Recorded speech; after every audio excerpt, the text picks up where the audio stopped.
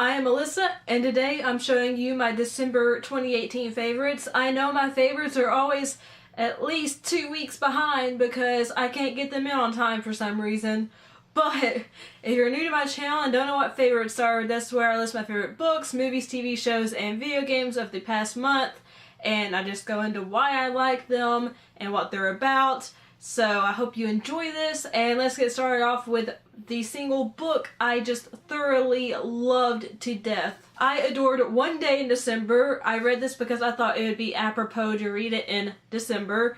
And this is not your typical love story. When you first start reading it, you're like, okay, I kind of know what I'm getting into. No, you don't.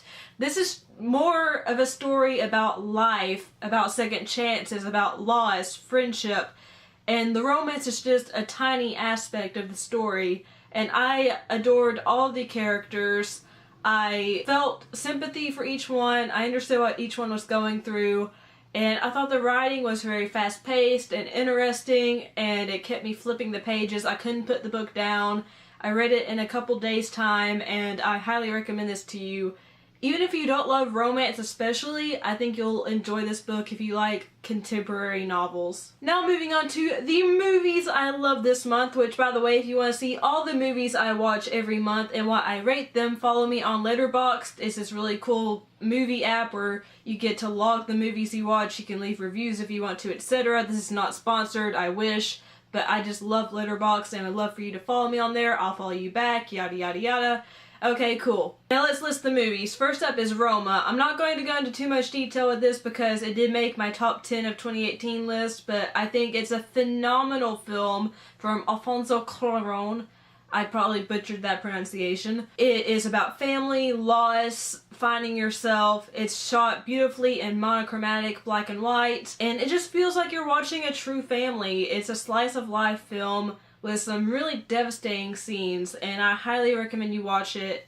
It's just sublime. Another movie that is listed in the top 10 video, which will probably be posted after this, is Spider-Man Into the Spider-Verse. I loved how colorful this movie was. I loved all the voice acting, especially Nick Cage as Spider-Man Noir. I love seeing all the Spidey people, which includes Miles Morales as Spider-Man, Peter Parker Spider-Man, Spider-Ham, Spider-Gwen, Spider-Man Noir. There are so many Easter eggs and fun little asides. The graphical style is amazing. I love this movie. The next movie up is Only Lovers Left Alive. I've been meaning to watch this movie for forever because I adore vampire movies, or vampire anything to be honest, and I love Tom Hiddleston, and this movie is really cool. It is very artsy. It's by Jim Jarmusch, so it's not going to be for everyone's liking, but I love this movie. I thought it was very artistic, very stylish. I like the messages it imparted, and Tom Hiddleston and Tilda Swinton are fabulous in this movie.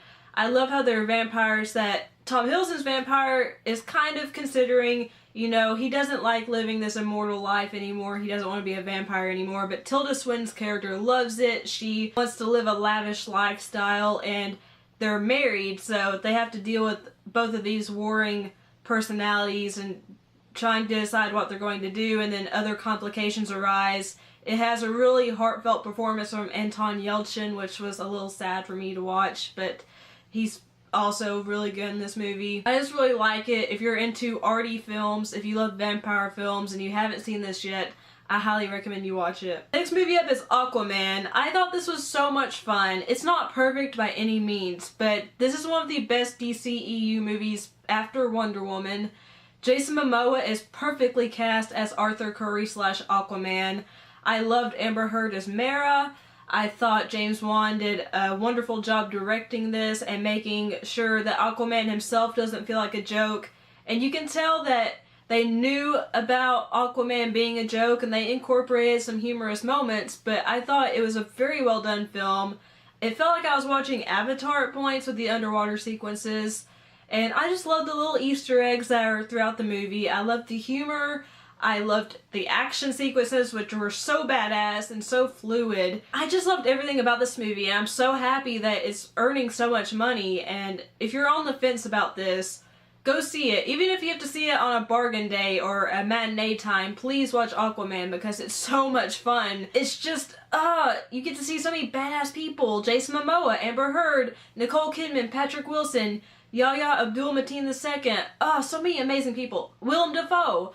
So cool. Jimon Hunsu. I go on and on, okay? I really loved Aquaman. It's way better than I thought it would be in a million years. I also really like this controversial next choice, Bird Box. I love the book, and the movie is pretty different from the source material, but I thought Sandra Bullock was excellently cast as Mallory.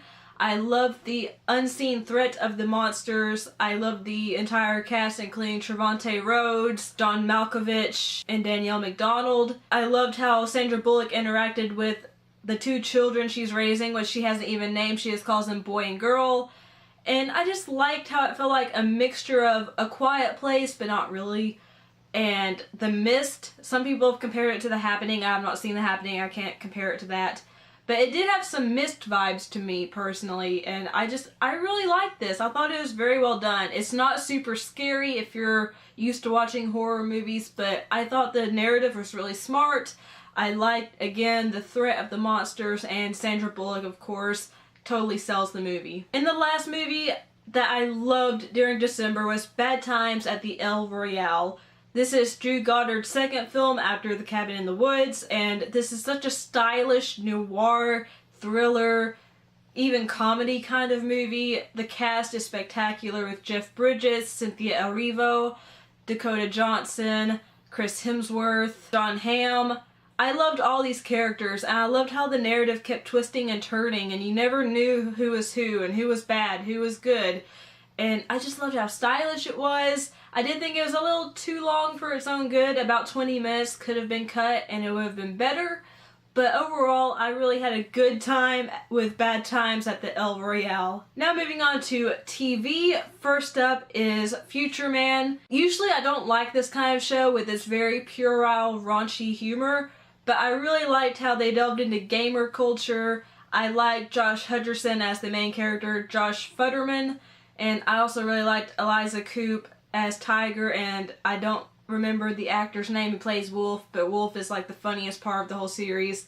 It's just a really cool, interesting concept. Each episode's only 30 minutes long, so it's super easy to binge this season. The new season just came out today as of the time of filming, so if you haven't seen Future Man yet and you like shows about gaming, if you like shows with a lot of raunchy humor, definitely check out Future Man. The next one up is Marvelous Mrs. Maisel. I adore this show. I love Rachel Brosnahan as Midge Maisel. She's just so bubbly and ebullient and bright and just, so good. And I love what the second season does with her storyline. I liked seeing, again, Alex Borstein pop up. She is super funny. Also, really love seeing my friend Melanie Minakino, who I actually did a Geek to Geek with, pop up in one episode. That was really cool. I love the fashion design, the set design of the show. I love everything about the show, and I love the dialogue, which was written by Amy Sherman Palladino, who also wrote and created Gilmore Girls, so if you're used to that very fast-paced, snappy dialogue, that's what you're going to find in Marvelous Mrs. Maisel. But this is a phenomenal show. And the last TV show I just adored was The Terror. I feel like the show didn't get a lot of love that it deserves, but it is very well done. The cast, including Jared Harris, Tobias Menzies, and Kieran Hines, are top-notch. And every episode is more WTF worthy than the previous one. This is a very gory show, so if you're squeamish, you might want to avoid it. But I loved how it has so many different elements that just combine so well together. I like the story of these two ships, the Erebus and the Terror, being stranded because the sea freezes over. And I like that this is based on a true story. Now, obviously, the stuff that happens in the show didn't actually happen in real life. Probably. There's one aspect that definitely didn't happen in real life. But it's cool to see how Dan Simmons, the writer of the novel that this is based off of, interpreted these events and thought about what could have happened to the crews of these ships. It's really well done, and if you're into sci-fi horror, definitely check out The Terror. Now moving on to video games. I loved Grease, Assassin's Creed Odyssey, Forgotten End, and Celeste, but I'm actually not going to talk about those because I mentioned those in my top 10 games of 2018 list, which is already up, so please watch that. It'll be linked up in the iCard on the top of the screen. But all those games are phenomenal. They're totally worth playing. And there's a reason why they made my list. So those are the movies, TV shows, book, and games that I loved during the month of December. Let me know what you loved down below in the comment box. Make sure to like the video if you liked it, and share if you liked it because that helps me out tremendously. If you're not already subscribed but you like what you see and heard, hit that subscribe button along with the notification bell so you'll always be alerted whenever I upload a new video, or you should be alerted if YouTube, you know, is nice. If you'd like to follow me on social media sites, those are all listed in the description box below the video. I love you guys. Thank you so much for watching. Bye!